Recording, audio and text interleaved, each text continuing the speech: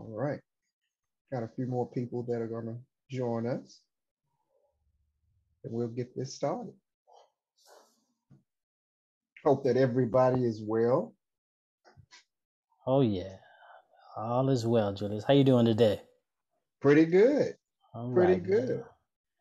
Love when I have this opportunity to share um, my knowledge to help others grow, right, and to make impact.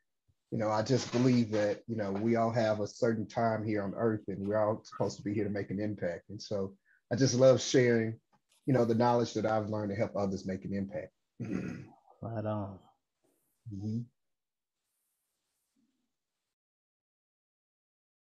All right. Catherine, think we're about ready to get started, or were we expecting to Yeah. go? Okay. Let's All rock right. and roll. Let's do it. I'm going to Let's- turn my camera and mute off, and we are recording. Okay. And we've muted everybody for right now, and we'll open this up as we get into the exercise that I have planned for everybody. So let's jump in. So again, welcome to the breakout session. Everybody, do you see my screen? If you can give me a thumbs up to let me know that you see my screen. All right. Okay. All right. Looks like got everybody here. So what we're going to discuss today is effective digital communications, right? I don't want I'm to, sorry, you know, Julius. I'm sorry to yes, ma'am. interrupt you, but I have a black screen. I can't see your presentation. Really? Hold on. Let's see. Can, let's see here. This is weird. All right, let's try it again. All right.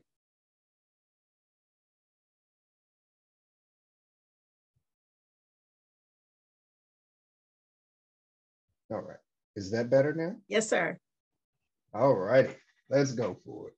So today we're going to talk about effective digital communications. And when we're talking about digital communications, effective digital communications, we're talking about sending out electronic um, communications to your supporters, your board members, or your beneficiaries to further promote your nonprofit organization. And I've worked with a couple of nonprofit organizations, and it seems to be that, when we approach digital communications, we typically think that it has to be this 20-page paper that has all of these goals and things, which you can do that if that's what you choose to do. But what I believe in is making it simple, right? I think I remember in graduate school, one of my professors told us to, when we're writing a paper, remember the acronym KISS, which is, I think, keep it simple, silly, or something like that. And so in today's presentation that I'm going to present to you all, you're going to learn a way to create an effective digital communication strategy. I am asking that you have a pen in hand and maybe a piece of paper. If you choose to write some notes, I'm going to share some resources in the chat. And the other thing that I am going to do is make this much more of an interactive session. So I'm going to start off by giving you some information, and then I'm going to provide you with a link if you choose to create your own digital communication snapshot.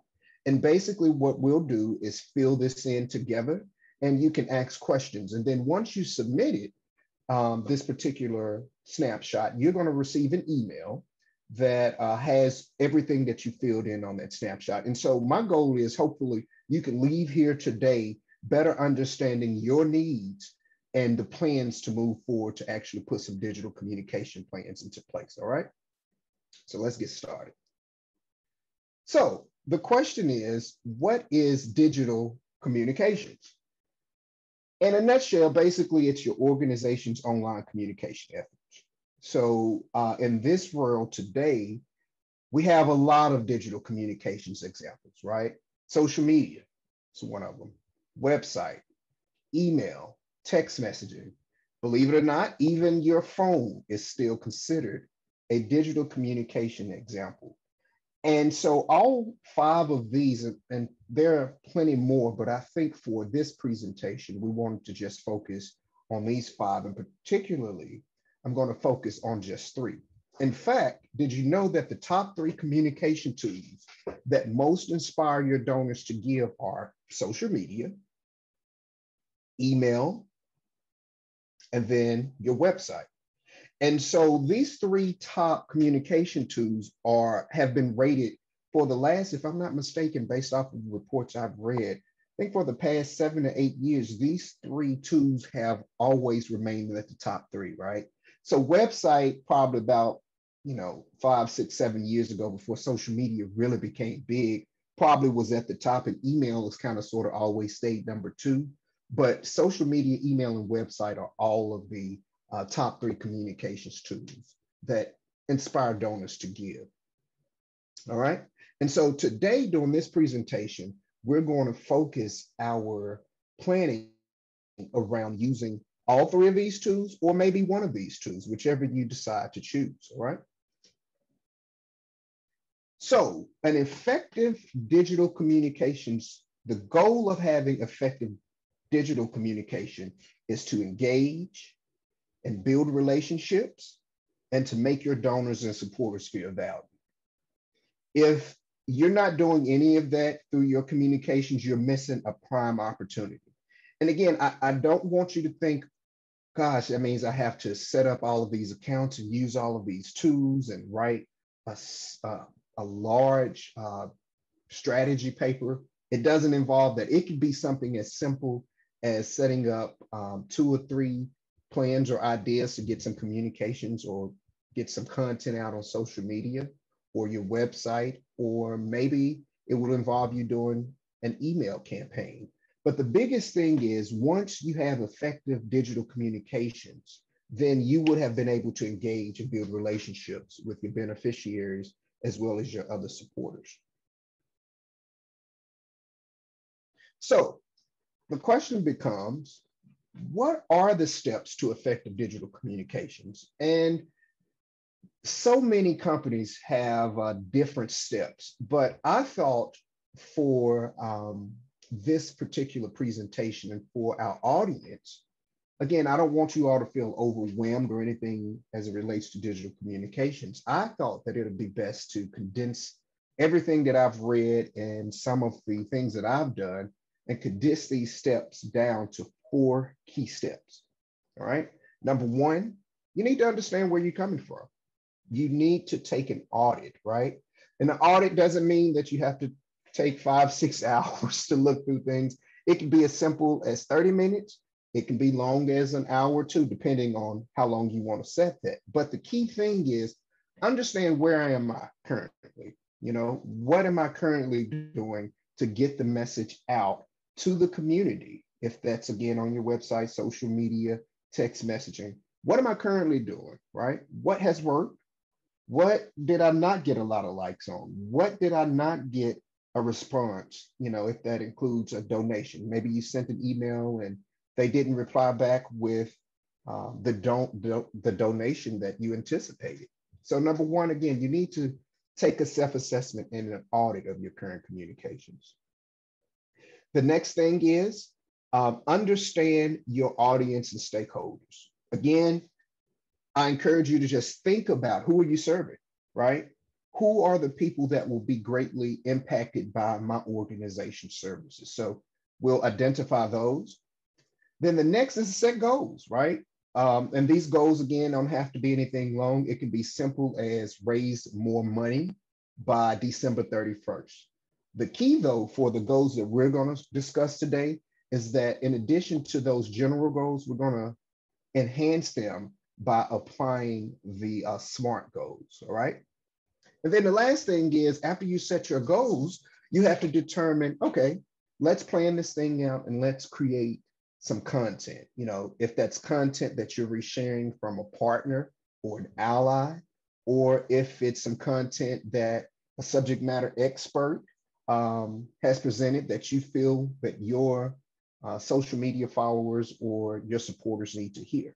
So again, 4 steps: self-assessment, audit, knowing your audience and stakeholders, setting your goals, plan and create your content. All right. So let's talk about the self-assessment. The self-assessment and the audit, again, provides a very holistic view of where your organization is in its digital communication efforts. So some of the things that you may want to ask yourself is, does your organization have a website? If so, that's great. If not, then maybe consider why not. What challenges do you currently have that's stopping you from getting a website? And keep in mind, a website does not have to be anything super fancy and technical. In fact, I'm going to share something on my screen right now.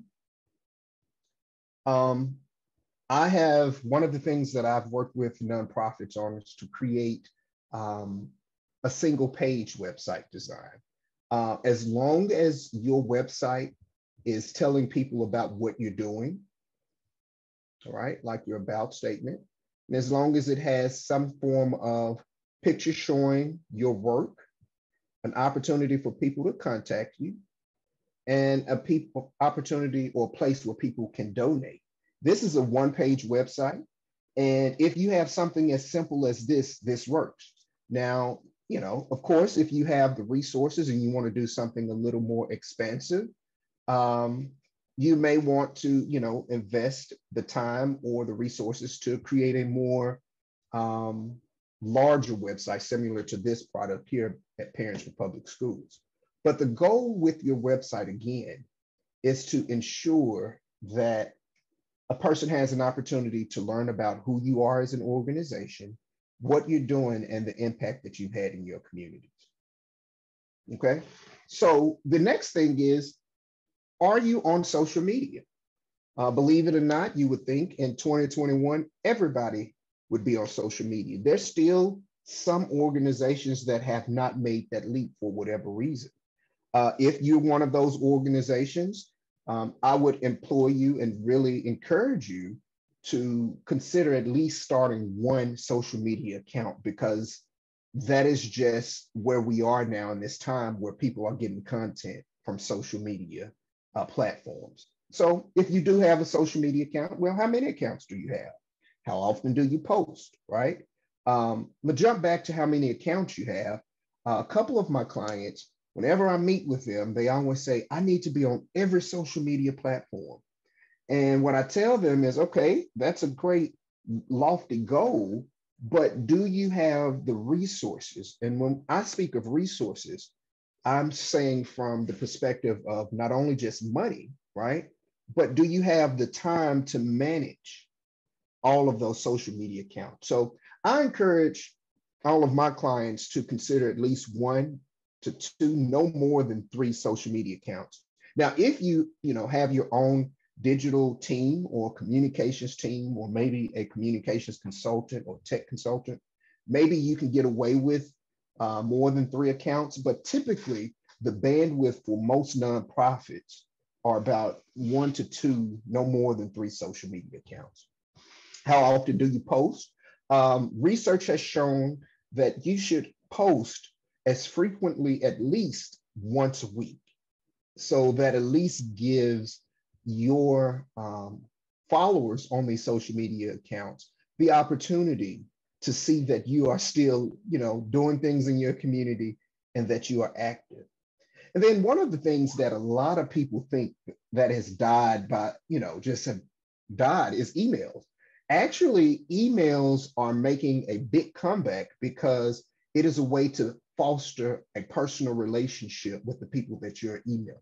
So if you don't have an email strategy in place or plan, I definitely will say, consider looking into generating emails to your supporters, board members, and different people that value what your nonprofit organization does. So again, this is just a self-assessment. Take a step back, see what worked, what did work, what didn't work, jot those things down, and then begin to make changes. And again, after I go through what I'm discussing, I'm going to provide a link, and then we're going to go back through all of these and answer them together, okay? So who is your audience, right? So tell me, who are you serving? We know that most nonprofits, if not all, have to have a board of directors, right? So that's one audience. So how do you communicate with them? Is it just on the phone? Do you just give them a call and talk to them? Do you communicate with them via email? Who are your beneficiaries? If you are an after-school program for high school students, then your audience would be high school students. If you only serve a certain age group, let's say maybe 16, 17, then that beneficiary would be high school students age 16 and 17. All right. Your donors are definitely an audience, right? Because they are providing the financial resources to help you continue to fulfill your nonprofit's mission.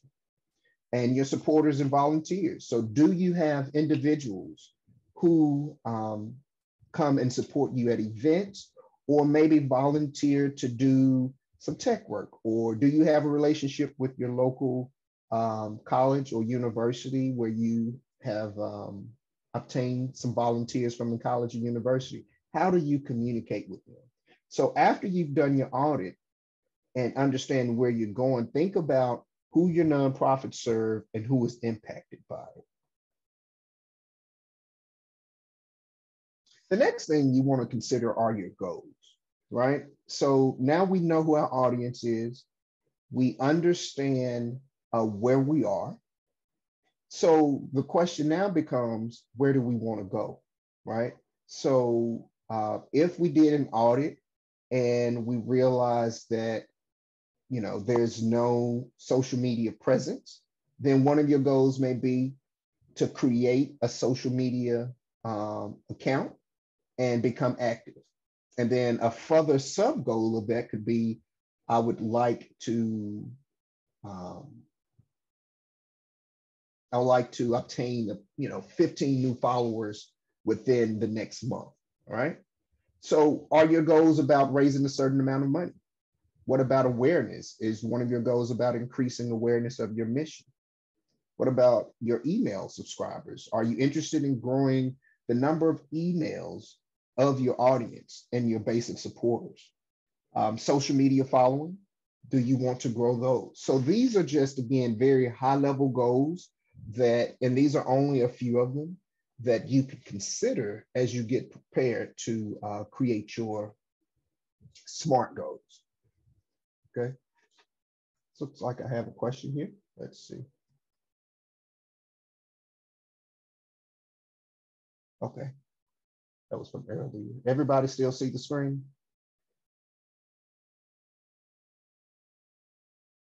Okay, looks like there's no issues.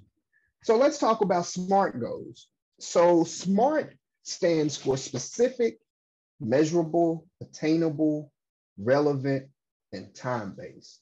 So as you set your goals that we discussed here, right? If you want to raise a certain amount of money, ask yourself, how much do I want to raise? And then how am I going to raise that? Am I going to raise it, through a fundraiser? Am I going to raise that through maybe a peer-to-peer giving campaign where I'm asking people to donate to my cause through a page that I've set up? So those are SMART goals, basically saying that I'm going to accomplish something by a specific time to accomplish a specific goal. So again, SMART, specific, measurable, attainable, relevant, and time-based. And then the last step, which is step 4, is all about content planning and creation.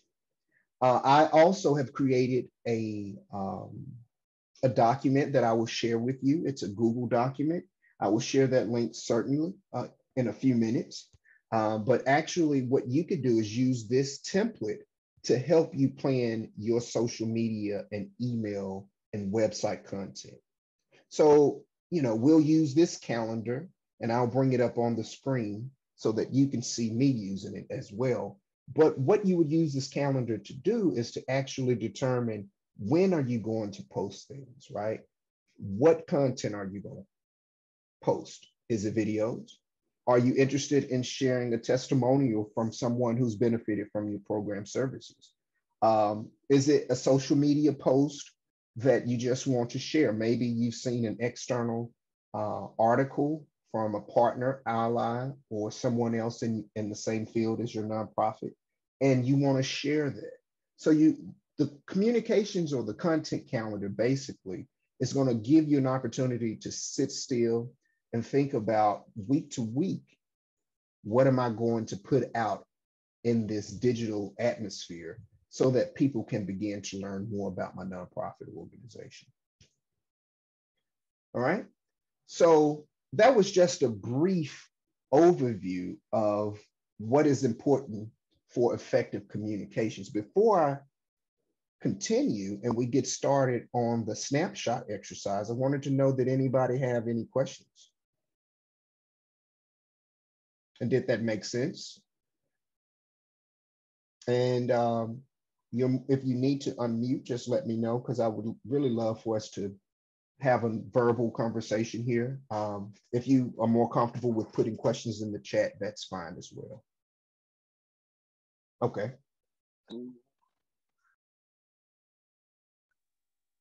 Okay. Hello?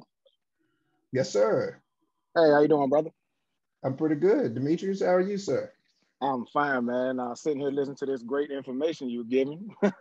Thank you. Appreciate so that. my I mean, I've been an entrepreneur now for like 11 years. So the social media thing I've pretty much been doing for a long time. And I didn't want to get a new page for my nonprofit because it kind of ties into what I do as far as entrepreneurship anyway. Mm-hmm. So my question was, should I do a separate page so that I don't confuse people, even though, so I'm an entrepreneur, the nonprofit is for entrepreneurs. So like with my main page, that's kind of what I'm always advocating anyway, or should I separate that so that I can draw different people into different pages, if that makes sense? Yeah, I would say definitely that it makes sense to keep them separate, right? Because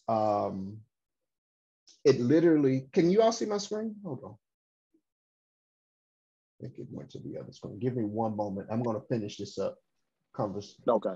Answer your questions for you, Demetrius. Hold on. I think I'm having technical difficulty. I can see your screen. Okay. You see it now? Yeah. Okay. All right. So what I would do, Demetrius, is actually keep them separate.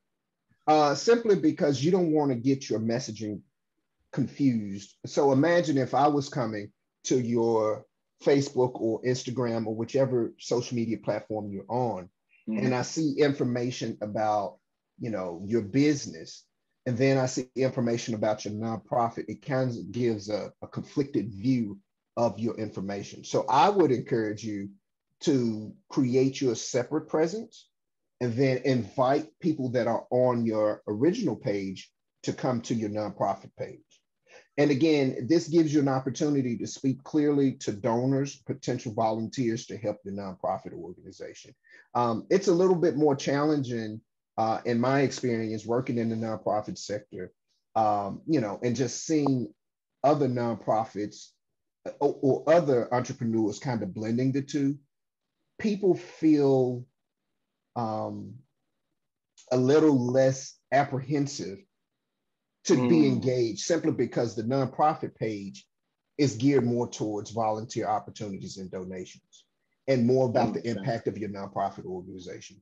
Now, what I would definitely encourage you to do as well is to ensure, like, whatever platform you're on, make sure that there's some slight difference in your branding. So let's say, for instance, on your Facebook page, if you have in your banner, a certain image, try to have a different image on your other page so that people can know that there is a difference between the two.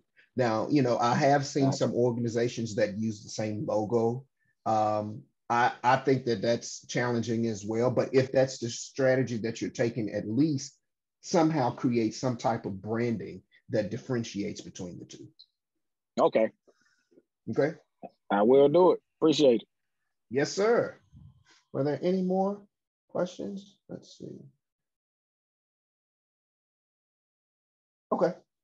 All right. So in the chat, what I'm going to do is share a link. And this is where we're going to have a little fun.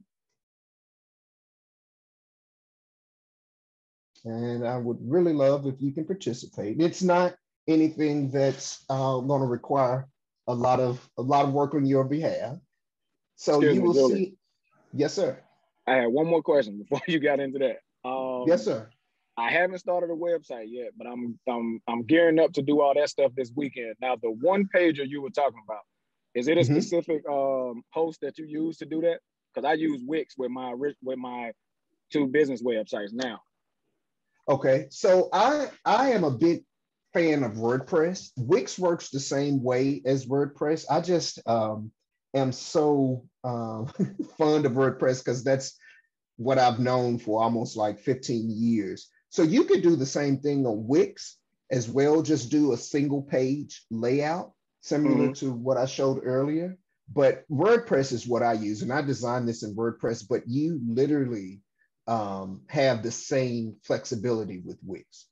And again, when you're building your website out, I would say, Demetrius, don't, start off and overwhelm yourself by trying to do too much. I tell people, keep it simple so that at least you get something out and people know that you're there.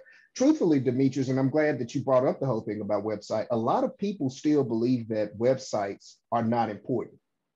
People feel that since social media is so prevalent, that you should not have a website. But as Satanya told you all earlier, everybody is not on social media, right? In fact, she encouraged people to go to GodStar and set up your account there. So GodStar is another opportunity for you to get your nonprofit's vision and mission out in the digital sphere. But definitely, I would say to you, keep your website project very minimum, especially if you're not a person that likes doing websites or doing creative stuff like this, because I do know that it provides some challenges or causes some challenges to people. Gotcha. All right. Okay, no problem. And Gabriella, I hope I pronounced that right. Yes, I do. And we'll provide some information as we wrap up the session so you can talk to us, okay? All right. So let's jump into the communication snapshot. And I'm going to bring this page over. Can you all still see my screen? You should see the Parents for Public Schools page. So this is the form that you should see. It's called the Digital Communication Snapshot.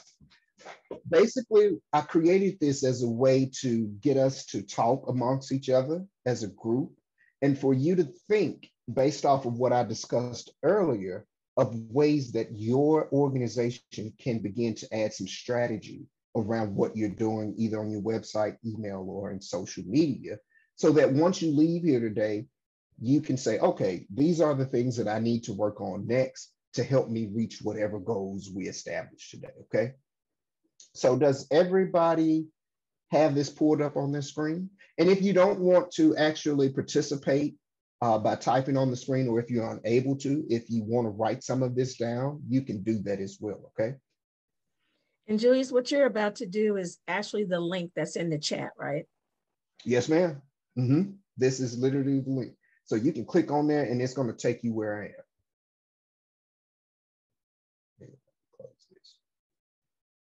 Okay, so let's go back to the beginning of the presentation, and we're going to start here about the self-assessment. So the first thing I'm going to ask, the first thing that I'm going to do is just go in here and fill in my name and my other information. And again, once you submit this, you're going to get an email with all of your responses that you can download or share with your board of directors or someone on your team that may be assisting you with your digital communications efforts. Okay. So after you do that, click next. And I got a couple of questions here that I want you to answer based off of our presentation. All right. So does your organization have a website? And again, I'm just filling in this information for right now. All right. If no, what challenges are you facing? Is there anyone else on the call that, yes, sir. If you want to join with me, you can actually begin doing this with me at the same time, Demetrius. All right. Is there anyone else that has questions about websites and website challenges? Does everybody on the call have a website? If you would do 1 for yes and type in number 2 for no. Okay. See Aaron. Okay. Demetrius, Tina.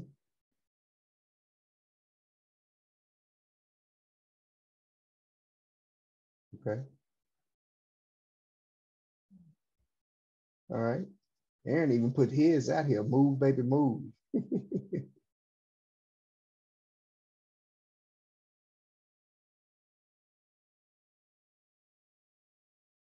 It looks like most people have it based off of the responses. I'm getting some of them direct message. Okay, got Jackie, David, Spearman. So most people have them. So you'll select yes here. Now, what about social media? Are you currently on social media? If you could type 1 for yes and 2 for no.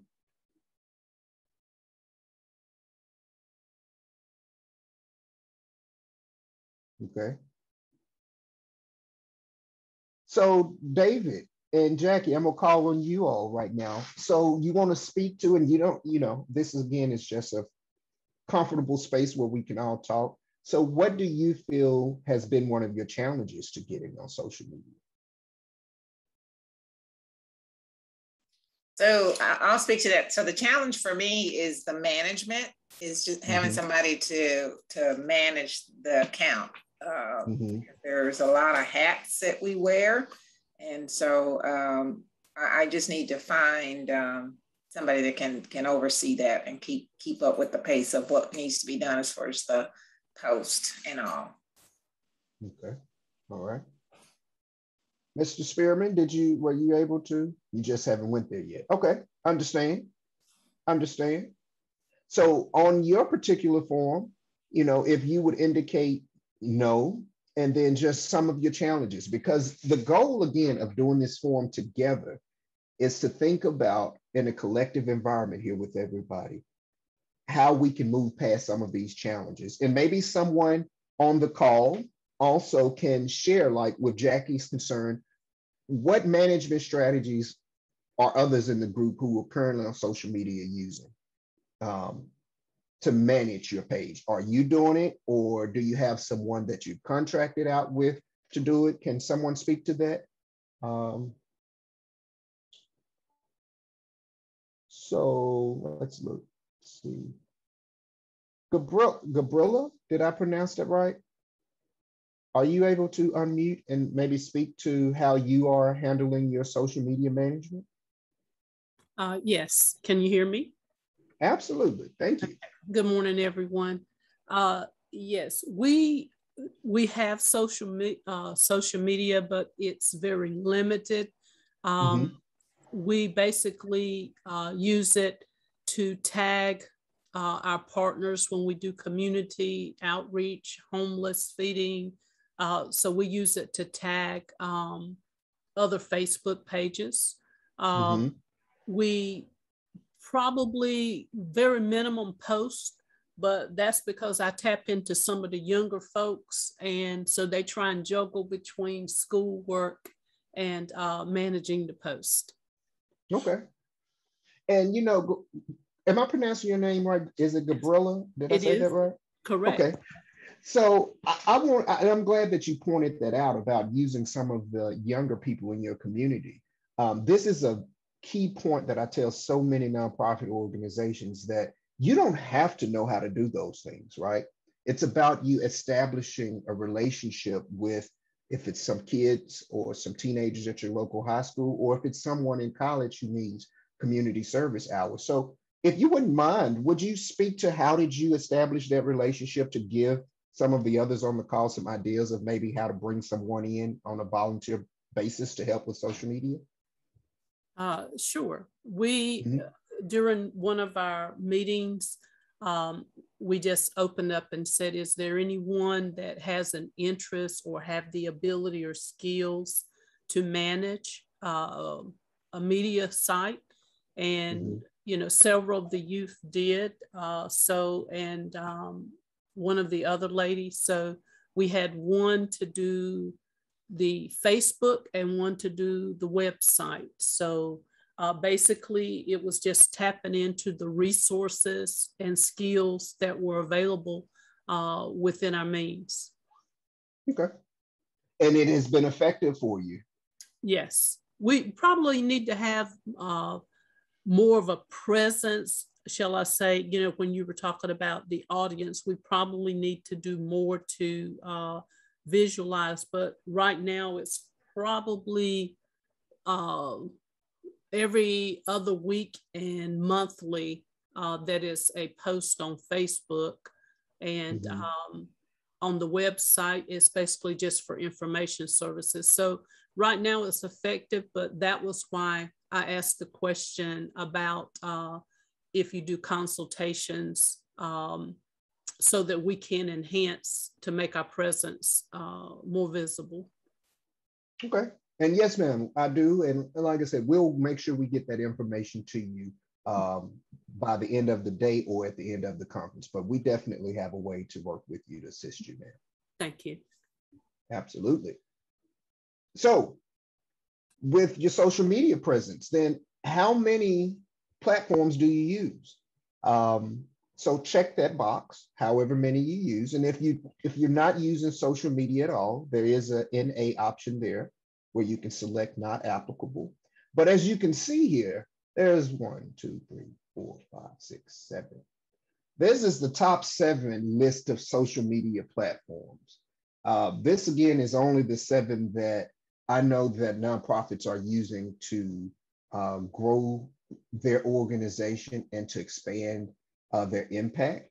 There are probably 20 or 30, y'all. And I can tell you the recipe for disaster is definitely going above 3. I feel like 3 is that, you know, upper limit that you shouldn't cross, and 1 is the lowest that you should go. If you don't have a presence just yet, again, after you go through this exercise with me today and we discuss this, hopefully you'll get an opportunity to move forward and create your social media presence. Now, one of the questions that someone always asks me is, where do I start? If I don't have a presence, right, then where do I start? And so we're going to talk about that when we get to the audience section, okay? So then the last question on this particular page about self-assessments and audits is, how often do you send out emails to supporters, board members, and benefactors, right? So the people that are benefiting from your services, is it once per month? Is it once per quarter, once every 6 months, or is it once a year? I know that nonprofits feel that, you know, sending out emails, and when I'm saying sending out emails, we're talking about using a tool similar to MailChimp that has the, you know, pretty design that helps to enhance your content. Those are the type of emails that we're talking about. So do you send that out once a month, quarter, every 6 months, or once a year? So the next thing, if you click next, then this is where we really get into the meat of this particular exercise. And this is where we'll spend a great deal of time. So let's look at our audience and stakeholders. So who do you serve, right? If you, again, are a nonprofit that serve after school students, right? Are they in high school? Are they in middle school? Are they elementary students? So think about that. I know the first audience that you should have would be your board of directors, right? Your board of directors should receive updates about the organization, right? they should learn more about your the people that benefit in fish. I think I got that right. Okay. And then the last thing, they should receive updates about the financial status of the nonprofit. Okay. All right. So again, I'm going to stick with this after school program. So high school students. And my age group that I'm going to serve, I'm going to stick to the 16 to 17 age range. And I would like to focus on mentoring and helping African-American males. All right. So is everybody else writing down who your benefactors are for your particular nonprofit organization? And it's important. Now, one of the things you can't say, and this is a no-no, and I've learned this several times as I've been growing in this field, is that you should never say everyone, right? Because as nonprofit organizations, none of us have enough money to focus on everyone. Even large organizations like Apple, Google, Microsoft, and they have plenty of money, right? Millions and millions of dollars, but their communications and digital communication strategies are not always everyone. Because, prime example, I like to use Apple products, right? And somehow out here, they know these things that I like Apple products. So Microsoft 9 times out of 10 are not going to market to me because they know I'm already, in the Apple atmosphere. So never think about your audience and stakeholders as everyone, because what you will run into is the problem of understanding what your message should be and what content. The purpose of your audience and stakeholders is to identify these individuals so you can know, number one, where to reach them, if that's email, social media, or the website. And number two, it's not only where you reach them, but how do you reach them? So your board of directors would not want to receive updates about your organization on Facebook or Twitter or Instagram. The best avenue for that is going to be email or some type of collaborative environment similar to, something maybe like Microsoft Teams or Google Hangouts or something of that sort. So have we identified our audience and stakeholders? You would give me a 1 for yes and a 2 for no. And if you have questions on, how can I help you? I can assist you as much as I can to create your audience and stakeholders. Okay. And while I'm waiting on your responses here, the next one that I'm going to put for my after school program is going to be local high school principals. All right. Local high school counselors. All right. Again, these are individuals and groups of individuals that you're going to focus on to communicate with them, to let them know about the services you offer and the impact that you've had. All right.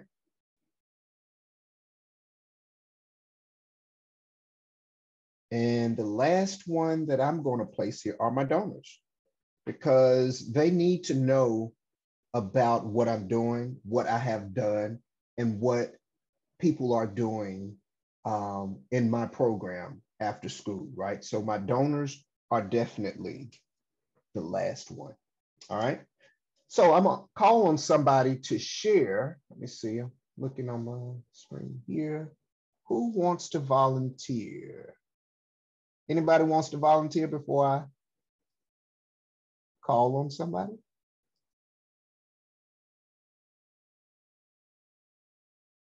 All right. Guess what are we nobody. volunteering for again? To just tell us who your audience and stakeholders are. Stakeholders, explain that one for me.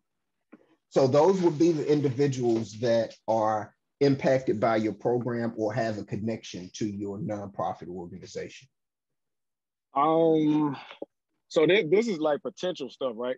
People that would, okay, so let me see, my donors and stakeholders would be, because my audience is young and aspiring male and female entrepreneurs. The donors in the community would be, oh no, I already submitted my screen. What did I just? You already submitted your information? I submitted my information. But I'm looking at yours now and I'm like, man, I might do that all wrong. So I might have to do it again. Problem. But my donors would be, I had an age group from early college on up. I didn't like specify because I'm like anybody from, you know, who got a job, who's looking to learn about entrepreneurship, they would be the donors to that. So businessmen, I targeted businessmen and businesswomen. Okay. Like you said, because I'm targeting high school kids too, so principals, I looked at that and I said, I'm gonna take that down. And then community leaders. So community leaders who are already out there advocating for, you know, entrepreneurship. So like my local church that I'm a member of. And I think that's all I wrote down so far, but I just got some more stuff from you, so I'm gonna add there. Okay. What about one of the things you may want to consider, where you live? Do you have like maybe a chamber of commerce? That's what I was just talking to somebody about that, because one of my friends actually became a member of High Point's Chamber of Commerce yesterday. It was either yesterday or Wednesday. And he's doing his whole, you know, ceremony for that. And I was gonna talk to him about that. But he's in High Point. I stay like on the line of High Point and Greensboro. I'm in like West Wendover. So I'm considered in both cities. So I don't even know which one I would actually, you know, try to be a member of. But yeah, I'm definitely gonna look into that. Okay. All right. And remember, all of these audiences and stakeholders would be individuals that you would consider sending information to. And since this presentation is just focused on digital, you know, we still can't forget, and I just have to throw this in, that non-digital methods, traditional methods still work. But we're more moving into a digital age. So, and when I say non-traditional methods, things as simple as the flyers, passing out business cards, pamphlets, and things like that, those are still effective. And I don't want you to think that those are not important because I'm talking about digital communications, but those are just as important as well too. And so keep those in the back of your mind, because think about it, at your local Chamber of Commerce and maybe like your local barber shops and beauty shops, you can put those flyers there as an opportunity to connect with those individuals. Okay. And I'm a barber too, so that's all I'm gonna do, connect with all my business owners I know and just talk to them. And, you know, because I got some pamphlets coming out Monday that I'm gonna start going around the city and passing out hand in hand. Okay. All right. Okay. Appreciate it, Demetrius. Julius, can I ask a question really quick? Yes, go for it, Jay. So I see on your listing, you listed donors and then you also list supporters. So what's the difference between a donor versus a supporter? So I list supporters, I kind of group supporters into the volunteer area, right? They haven't committed to your organization financially yet, but they read your emails, they come to your events, you know, they may give you a good word of advice, but you do know that they support what you're doing. And so your goal is, you know, to eventually get that supporter. And again, that's why we are identifying these individuals. Your goal is to eventually get them to become a donor, right? And you remember in the conversation with Satanya, she talked about that relationship building. So your goal is to kind of move them from being a volunteer to maybe becoming a donor. And even if they don't become a donor, then maybe you have an opportunity for them to serve on your board, right? Because they may have a skill set, like I have a technology and digital communications skill set. So I know that I could serve on someone else's board and help with some of that work so that they don't have to pay a lot of that money to a consultant or maybe take a lot of their personal time. Did that make sense, Jackie? Yes, it does. Thank you. Absolutely. And Jackie, while you're on, did you want to share your audience as well? Do you mind sharing your audience and who you selected? Okay, so I have our board members, the donors, and then of course I'm going to add supporters. And then I also put, because of what we do as far as our mission, professional counselors would be someone that we would market to or want to attract, and for the purposes of involving them as far as in our program becoming like facilitators or such, we need to grow that base. So if we could market to them, of course, volunteers and potential clients for people just to go through our program. Okay. I don't know if that's correct, but that's... Oh, no, that's perfect. Okay. And the potential clients is good too, because think about it. Your clients are, again, part of the lifeblood for your organization. If you're not bringing in any clients, then you have no work to do, right? Right. So you have to think about what digital avenues you can take, right, to educate and inform those individuals that your nonprofit exists and that you offer these services. So no, that was perfect, Jackie. That was perfect. All right. And let's pick somebody else real quickly. So Tina, you wanna jump in, Tina, real quickly? Do you mind? I don't mind. I am actually a board member for my organization, Remnant Warriors.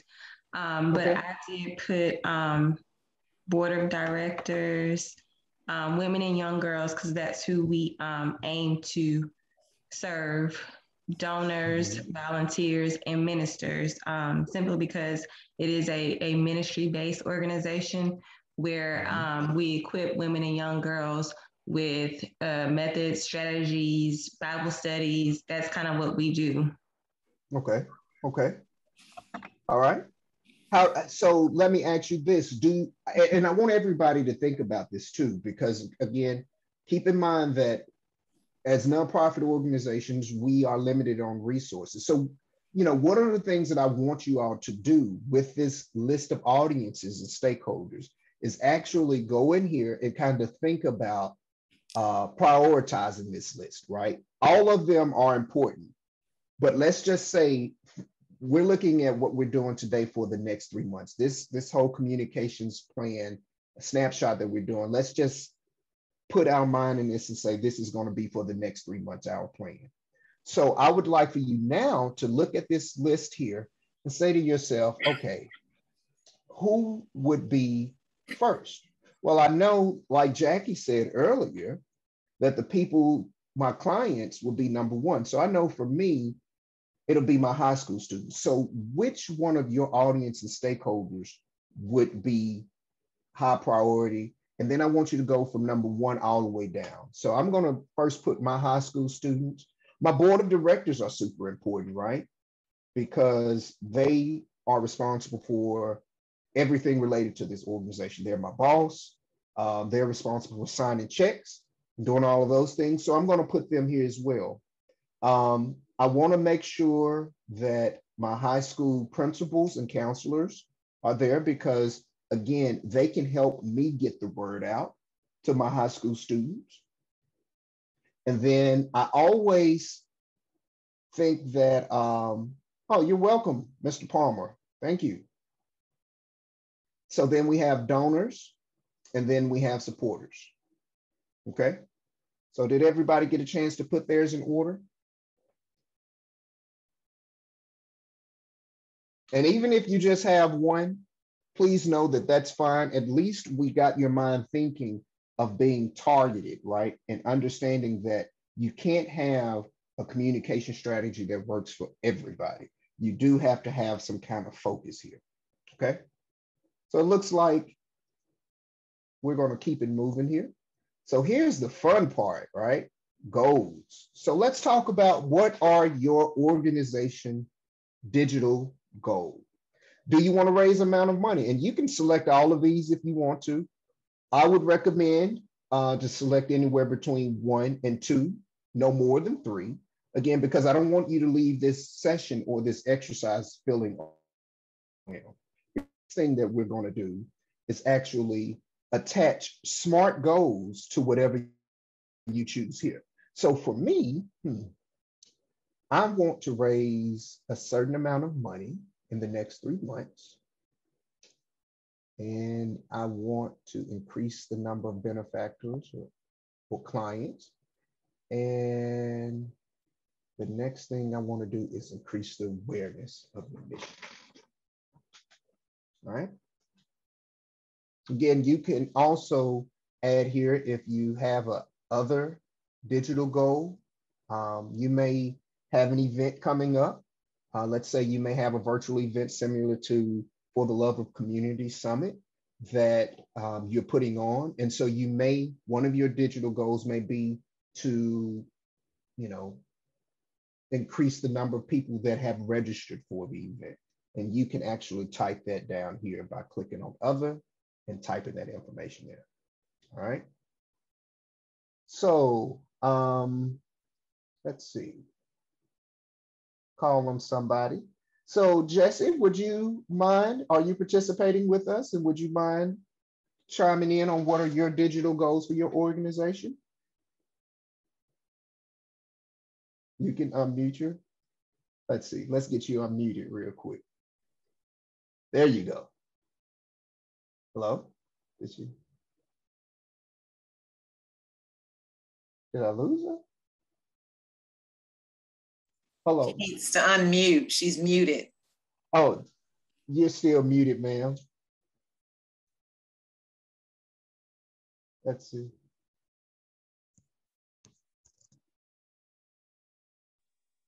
There you go. Okay. Yes, ma'am. We hear you now. Thank you for chiming in. Very good. Yeah. As a matter of fact, I am very, very new at this. And, okay. And so in looking at all of those that are going to be the recipients, either of the service that I can provide or who are going to provide us with the service, it's just like two sets of people. They're the service providers, which those are the people that like the board members, the benefactors, donors, supporters, all that. The supporters is a category that I'm seeing in my head that is kind of in a category of its own. Lots of people are supporters. For instance, you talked about the donors and the versus volunteers. Volunteers eventually, hopefully, will become donors. There's a dollar amount attached to that, you know? That's the way I'm saying that. The stakeholders, these are the service recipients, those individuals that I'm going to provide or we're going to provide the support to or the service to. The board members, I don't say I don't prioritize them and make them first. I identify the stakeholders. That's a part of my planning process. They would be the first ones. And then the board members who could probably add to what it is that I'm trying to do in terms of service, providing service. Then once that's determined, then the benefactors come into place. Okay. Where are we going to get the money and how much are we going to need in order to provide the services to these individuals that we think we can be of support to? So that's kind of the way I'm seeing all of this. Okay, and that's correct. You're doing it right. Absolutely, absolutely. And that's, again, the goal here is to help all of us understand that it's a method to this madness. I will tell you, this whole communications thing and getting the word out, it's a method to all of this. I promise you, it's not rocket science. People make it think that is rocket science. It's rocket science, but it really isn't. Truthfully, it involves you really thinking from the perspective of who I'm serving, who needs to hear about what I'm doing, and how am I going to do it, and how often I'm going to do it. That's really in a nutshell what this is all about. So yeah, that was absolutely perfect. Now, what about your goals? Did you select any digital goals from the list that I provided here? Did you have any particular? I chose this session because I'm definitely not a techie. I have no clue, really.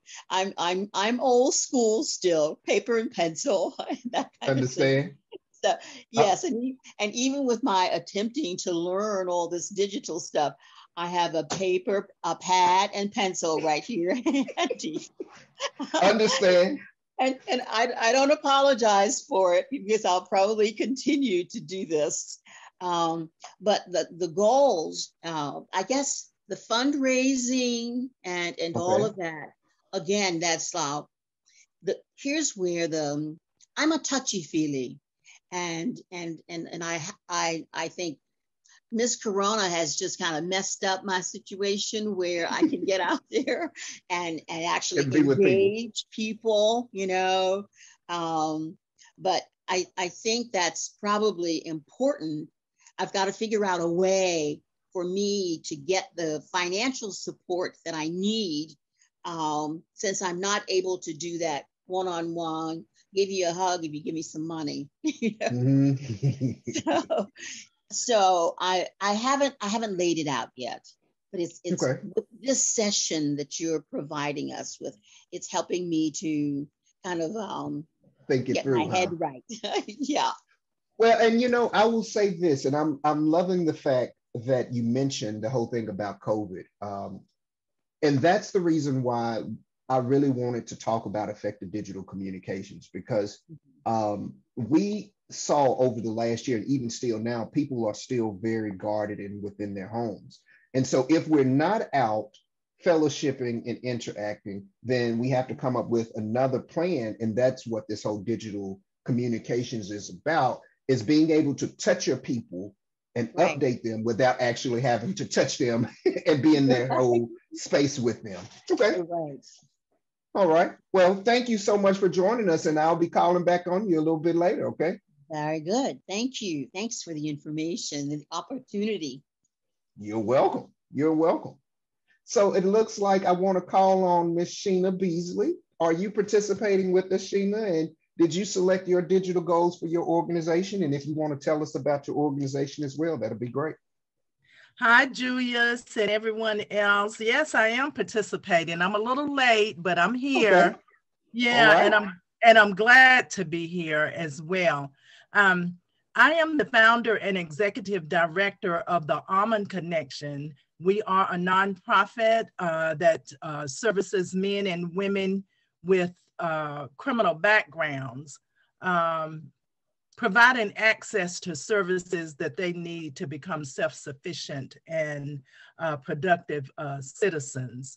So, and yes, I did choose my goals, and they were the same as what you chose. It is very important to have money. You're very limited in what you can do if you don't have funding, but I have learned in the past 4 years, our funds have been very limited, but we have been effective. And of course, I want to increase the number of benefactors because if we are not serving our population, we're not being effective reaching our mission. And then the third one was increased awareness of our mission. And we are working very hard on doing that, especially since COVID. So, you know, we had to become creative. So those were the 3 goals that I chose. Okay.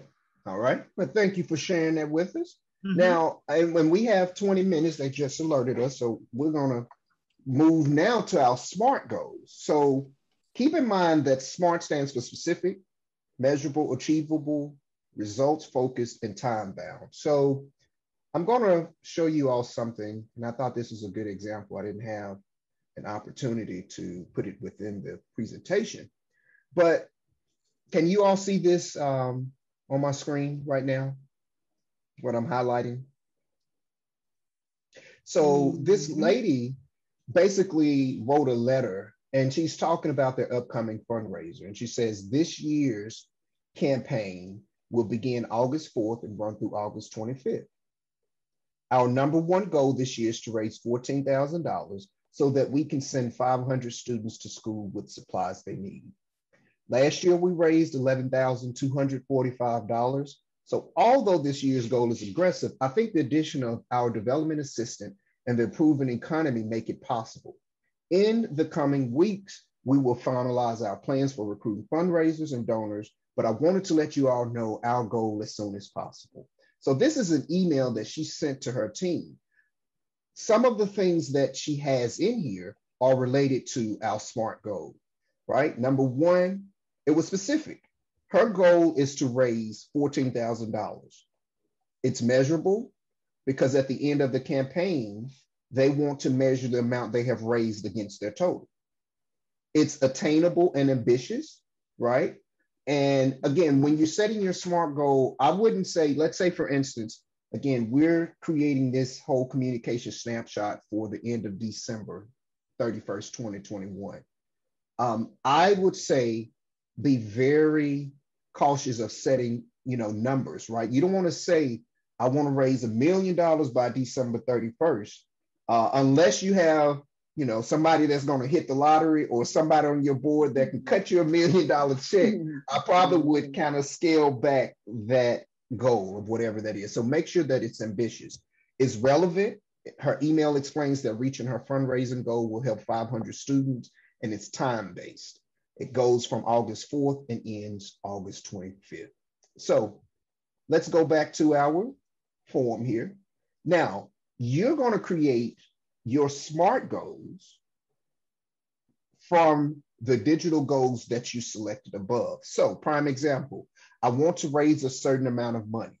So on my form, I would say, JURU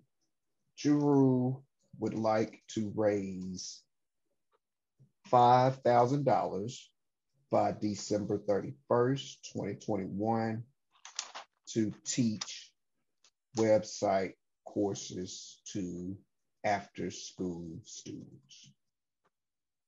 All right, that was specific. That's the amount. I want to raise $5,000 by December 31st. And I feel like that's pretty achievable or attainable. And my goal is to use that money to teach website courses to after-school students.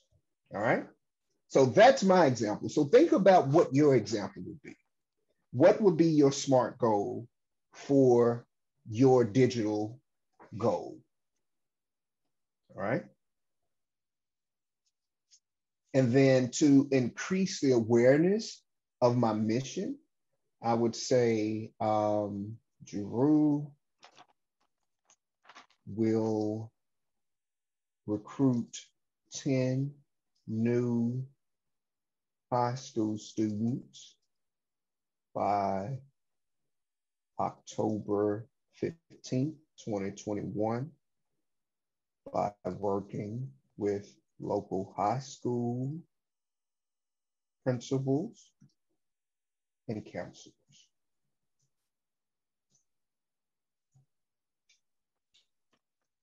All right.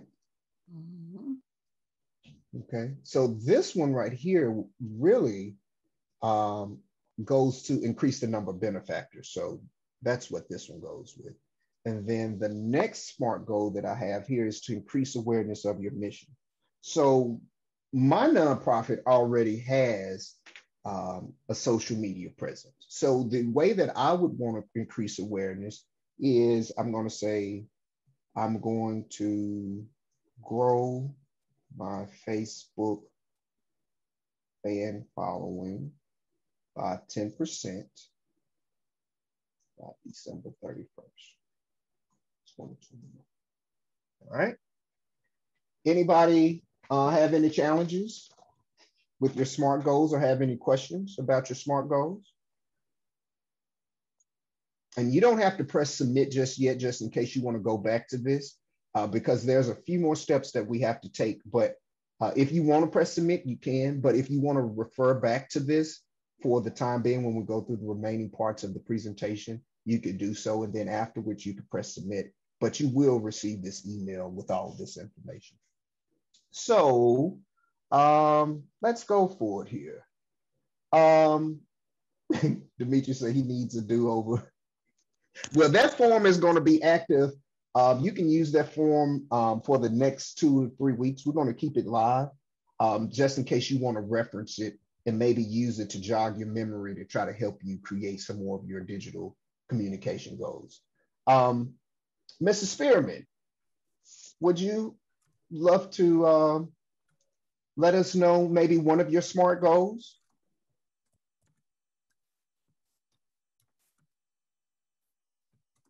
Unmute. Can you hear me? Yes, sir. I can hear you perfectly. Thank you. Yeah, we are a brand new nonprofit called Touch Care Ministries. And we have just gotten started. In fact, we elected a board of directors no more than 3 months ago. So we are brand new to this process, just trying to get everything together, working this whole thing out. It is a nonprofit that would deal with a particular area of our community, a geographical area, and serving about 2,000 households for some healthcare, affordable market, that kind of thing. So one of our SMART goals, we definitely have to raise money. That is with our digital goal, raising money at this point in time. So our first, as you said, our first one would be to, I think we have a goal right now that's going to be raising $30,000 by the end of November 2021. We see it as achievable based on some of the donors and other stakeholders that we have in our midst. So up to this point, in a few short months, I think the last 4 months, we raised almost $90,000. So we're taking as I think one of the speaker said earlier, how do you eat an elephant? One bite at a time. So we're taking it one bite at a time, making our goals attainable, something we know that, okay, it's a little stretch, but we believe we can do it, and just going at it. So that's kind of where we are. Okay. And I love what you said there, David. One of the things is about setting SMART goals is it's okay to challenge yourself. Maybe, challenge yourself a little bit more than just being in that comfort zone, because what that does is it requires you to kind of think outside the box of, okay, if I raised $10,000 last year, then maybe this goal this year should be 12,000 or 15,000. What it does is it automatically starts your subconscious mind and thinking of ways, okay, I have enough people to give me $10,000 from last year. I can go back to those same donors, but now I got to be creative and find additional donors or volunteers to help me meet my new goals. So I love the fact that you said you gave yourself a stretch goal. Yeah. All right. So I do want to comment real quick. We got 10 minutes. If you have submitted your form, you can actually log into your email right now. You're going to actually see an email that looks like this, and it has your responses here. There's an option there that says edit this submission. If you want to actually go back to your form, if you click on that, it's literally going to take you back to the form, and you can go back in and make some edits to it as well. All right. So I think it appears that everybody have received or has completed their SMART goals. So the next thing I want to, and is there anybody that didn't complete their SMART goal or who needs some assistance with creating a SMART goal? You want to raise your hand or maybe unmute yourself, and you can ask the team, and we as a team can help you maybe come up with your SMART goals if you need some assistance. Julius, this is Sheena. I don't necessarily need assistance with my SMART goals. I came in, in the middle, so I don't even know how to access this form. Okay. But I'm willing to wait and receive the information that you all are going to send out, later. I don't want to take time. So, well, I put it in the chat for you. Okay. All right. Yes, ma'am. Thank you. It's in the chat for you. Okay. No problem. Okay. All right. Thank you. Yes, ma'am. So now we have set up some goals, right? And after you set your goals, you now need to determine what's your strategy, right? What's going to be your plan going forward? So your plan would involve this communications calendar, content calendar, which I'm going to paste into the chat so you can access it. And if you click on that, it should bring you to this screen that looks like this. All right, everybody see that? You should see a Google spreadsheet here. We'll see a few people are coming in. So the whole purpose of this community, this social media content calendar, and I would tell you, you don't necessarily have to use this just for social media, it's for any content. I kept an example here so you can kind of see how this works. What you do is, number one, think about your audience and your goals, right? Think about what you've done and what hasn't worked. So for this example here, we have, for this fall sale, we're going to publish it on the 22nd. This is the content and this is the copy. And then you have this option to select what social network you're going to select and post on. And then what content type is it going to be? Is it going to be a photo, graphic, video? So the first thing I want you to do is to think about your primary target audience that you said you want to work with. For me, mine was high school students. And think about what publish date that you want this to be published on. Again, when you're creating your calendar template, always give yourself some buffer so that you can find the time to create or find the content. So I'm going to go ahead and just enter in a new entry here. So by 9/30/21, I want to have a recruitment. All right, that's basically what it's about. It's about after school recruitment. I literally want to bring in more people because remember, right? One of my goals, if we go back here to this, is to recruit 10 new high school students. All right, so I'm just picking one of those SMART goals for right now. So I want my topic or title is going to be about after school recruitment. And we are going to, post information about the benefits of JURU for high school students interested in web development. All right. Now, the key thing, and this is again why I asked you if you would, definitely identify at least one audience. So when it comes to communicating with your audience, think about where they are, right? So for high school students, if I want to get some information out, 9 times out of 10, they will either be on Instagram or TikTok. So I would need to determine what type of content I need to create for Instagram. So for me, I'm going to keep it simple. I'm just going to do a video, right? My video, I'm going to ask one of my current students that's in my after school program to do a 30-second testimonial about how the program has changed their life. And then we're going to post that on Instagram, put, the copy or the text, the JURU is recruiting new students for our after school program. Gina is a current student and has benefited from our program. watch her video.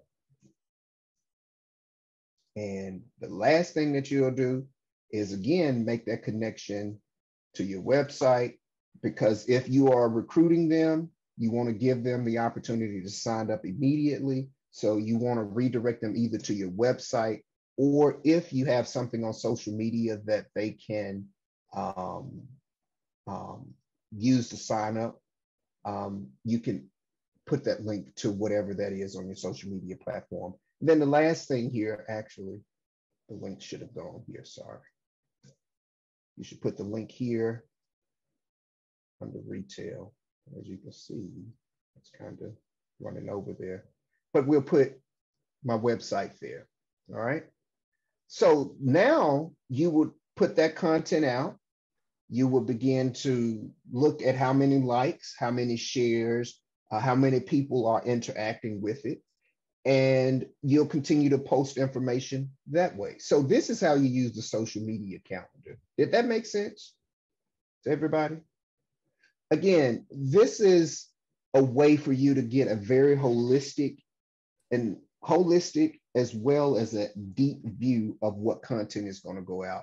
I use this format for a client of mine, and literally it helps us to give a view of what we're doing for the entire month. So I recommend that you all take this template that I've created, that you can share with whomever else you want to share it with. You can use it as many times as you like, but use this to help you to plan your content. Again, you got your opportunity for social networks and your content type here. You can write in your content, your copy, as well as have your links.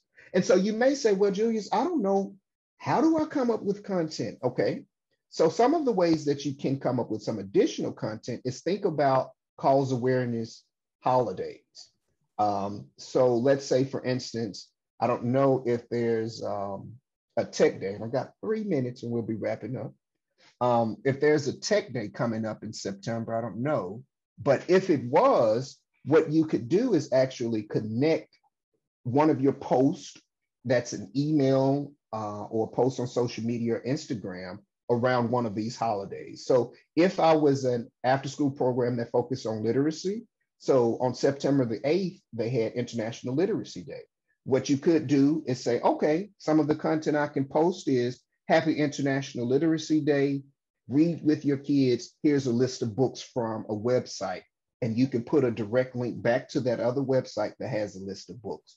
So that's a way that you can begin to generate content rather than kind of coming out of the top of your head. So focus on your audience that you want to work with, right? Think about what they would want to read and where are they located. So one of the things that I want to keep in mind before we close out is that for your communications tips, the most important thing is be consistent. If you can get at least one post a week, that's better than doing once a month, because again, that's that consistency. Always use storytelling. All right. All right. Tina, you have a question before they pull us out of here. I want to answer your question real quick. Well, it's not a question, if I may. It's just a resource that has helped me with being consistent in publishing my social media posts. It's a program called Canva. I don't know if anybody's ever heard of it, but I love Canva, and it's so easy. They have a ton of templates, and I just go in there and I create it, and you can schedule it. And so that has really helped me with time management as well. So I'm not spending hours daily creating stuff, because I can create it all at one time, schedule it, and it posts for you. And you can post to several different platforms as well. I love it. Thank you so much for that. No problem. Canva is something that we use too at STC Consultant, and I have some clients that use it. So definitely check it out. It's on the screen. I'll put this within the chat, and I'll make sure that in our post summit notes, because you all will receive a booklet, we will include these links to some of these resources. And so you can use Canva to help you with your designs as well as some ideas for your content, okay? Communications calendar is important. And then the last thing, these are some resources that, again, we will put in that kit. And as you can see here, I had Canva already listed here. So it goes to show you that great minds think alike. So were there any questions before we wrap up? I know they're going to pull us back to the main stage in a few minutes. Yeah, we gotta go back. Yeah. So thank you so much, everybody. Julius, you